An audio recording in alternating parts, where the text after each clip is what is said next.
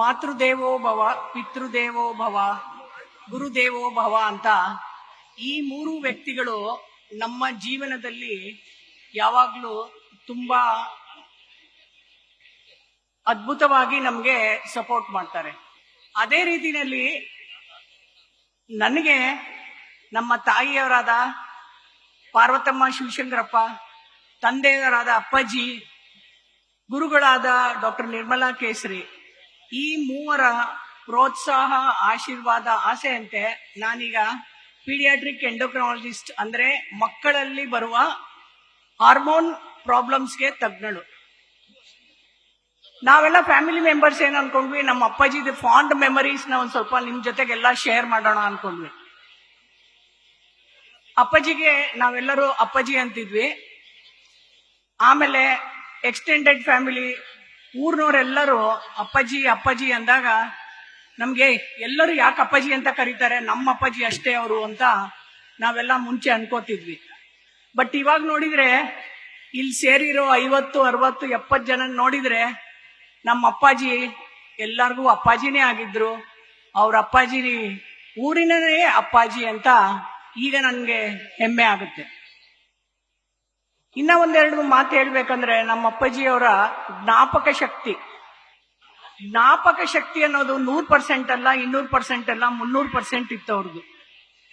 ಅವ್ರು ಯಾರನ್ನೇ ನೋಡಿರ್ಲಿ ಅಥವಾ ಯಾರನ್ನೇ ಮಾತಾಡ್ಸಿರ್ಲಿ 5 ವರ್ಷ, 10 ವರ್ಷ, 20 ವರ್ಷ ಆದ್ರೂ ನೆನ್ಪಿಡ್ಕೊಂತಿದ್ರು. ಅದರಲ್ಲಿನ 50% ನಮ್ಮೆಲ್ಲರಿಗೂ ಬಂದ್ರೆ ಒಳ್ಳೇದು ಅಂತ ನಾವು ಯಾವಾಗ್ಲೂ ಬಯಸ್ತಾ ಇದ್ವಿ. ಇನ್ನೊಂದೇನ್ ಹೇಳ್ಬೇಕಂದ್ರೆ, ಅವ್ರು ಯಾವಾಗ್ಲೂ ಹಸನ್ಮುಖಿ, ಯಾರಿಗೂ ಬೈತಾ ಇರ್ಲಿಲ್ಲ.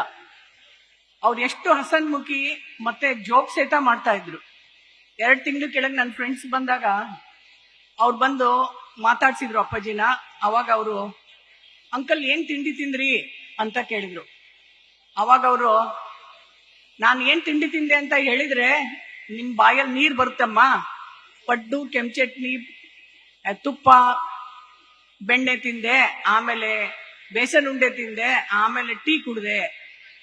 ನಮ್ಗೆ ನೀವೆಲ್ಲರೂ ಟೀ ಕುಡೀರಿ ಅಂತ ಹೇಳಿದ್ರು. ಟೀ ಬರೋದು ಲೇಟ್ ಆಯ್ತು. ಅವಾಗ ಅವರು ಹುಡುಗರಿಗೆ, ಹುಡುಗರು ಎಲ್ಲಿದ್ದೀರಾ ನೀವು, ಡಾರ್ಜಿಲಿಂಗ್ ಟೀ ಕುಡಿಯಕ್ ತರಕ್ ಹೋಗಿದ್ದೀರೇನೋ ಅಂತ ಹೇಳಿದ್ರು. ಸೊ ಆ ತರ ಅವ್ರದ್ದು ತಮಾಷೆ ಆಗಿತ್ತು. ಇನ್ನ ಒಂದೇನ್ ಹೇಳ್ಬೇಕಂದ್ರೆ, ಇನ್ನೂ ಒಂದು ಜನ್ಮ ಇದ್ರೆ ನನಗೆ, ನಾನು ಈ ತಂದೆ ತಾಯಿ ಅವರ ಹೊಟ್ಟೆನಲ್ಲೇ ಹುಟ್ಟಿ ಬರ್ಬೇಕಂತ ನನ್ನ ಬಯಕೆ. ನನ್ನ 2 ಮಾತು ಮುಗಿಸೋದ್ಕಿಂತ ಮುಂಚೆ, ಈ ವರ್ಷದಲ್ಲಿ ಅವ್ರದ್ದು ಬರ್ಡೇ ಟೈಮಲ್ಲಿ ಅಪ್ಪಾಜಿ ಅವರು ನಮ್ಮೆಲ್ಲ ಫ್ಯಾಮಿಲಿ ಮೆಂಬರ್ಸ್ ಜೊತೆ ಕೂತ್ಕೊಂಡಾಗ ನಾವು ಅಪ್ಪಾಜಿ ಅವರೇ 1-2 ಮಾತಾಡಿ ಅಂತ ಹೇಳಿದ್ವಿ. ವಸಂತ್ ಅವರೇ ರೆಡಿ ಇದ್ದೀರಾ? ವಸಂತ್ ಅವರು ಆಡಿಯೋ ಹಾಕ್ಬೇಕು. ವಸಂತ್ ಅಪ್ಪಾಜಿ ಕೇಳ್ಬೇಕು, ಹೇಳಿ ರೆಡಿ ಇದ್ದಾರಾ?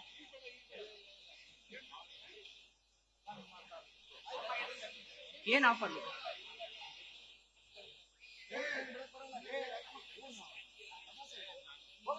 ಅಪ್ಪಾಜಿ ಅವ್ರಿಗೆ ನಾವು ಕೇಳಿದಾಗ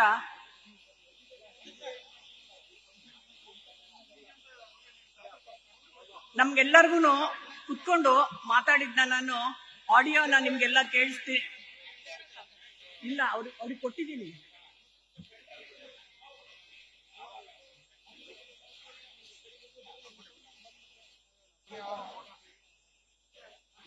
ಹಾಕ್ತಾರ?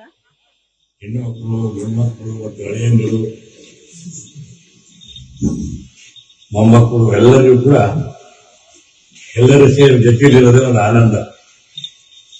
ಅಂತ ಆನಂದಮಯವಾದ ಇವತ್ತೆಲ್ಲರೂ ಕೂಡ ಖುಷಿಯಿಂದ ಕಾಲವನ್ನು ಕೇಳಿದ್ದೇವೆ. ಎಲ್ಲರಿಗೂ ದೇವರು ಒಳ್ಳೆಯದನ್ನು ಮಾಡಲಿ.